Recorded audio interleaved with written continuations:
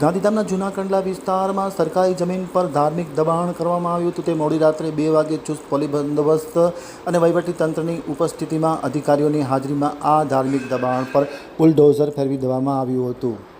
હવે જોઈએ ગાંધીધામ આમતક ન્યૂઝ બ્યુરોનો એક વિસ્તૃત અહેવાલ. પૂર્વ કચ્છના વહીવટીતંત્ર દ્વારા ખાસ કરીને મોડી રાત્રે મેગા ડિમોલેશન હાથ ધરવામાં આવ્યું છે, જેના ભાગરૂપે ગઈકાલે બીજા દિવસે પણ મોડી રાત્રે આ ડિમોલેશન હાથ ધરવામાં આવ્યું હતું. ગઈ મોડી રાત્રેના 2 વાગ્યાથી જૂના કંડલામાં ડિમોલેશન હાથ ધરવામાં આવ્યું હતું.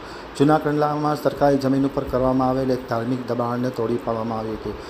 જે ધાર્મિક દબાણ હતું તેને નોટિસ પાઠવવામાં આવી હતી. ત્યારબાદ તેમને ગઈ મોડી રાત્રિના ચુસ્ત પોલીસ બંદોબસ્ત વચ્ચે વહીવટીતંત્રની ઉપસ્થિતિમાં આ ધાર્મિક દબાણ દૂર કરવામાં આવ્યું હતું. મોડી રાત્રે ચુસ્ત પોલીસ બંદોબસ્ત વચ્ચે અને પ્રાંત અધિકારી શ્રી ચૌધરી, મામલતદાર શ્રી જાવેદ સંધી તથા પોલીસ અધિકારીની ઉપસ્થિતિમાં આ ધાર્મિક દબાણ તોડવામાં આવ્યું હતું. લાખો રૂપિયાની સરકારી જમીન આ દબાણથી મુક્ત કરવામાં આવી છે.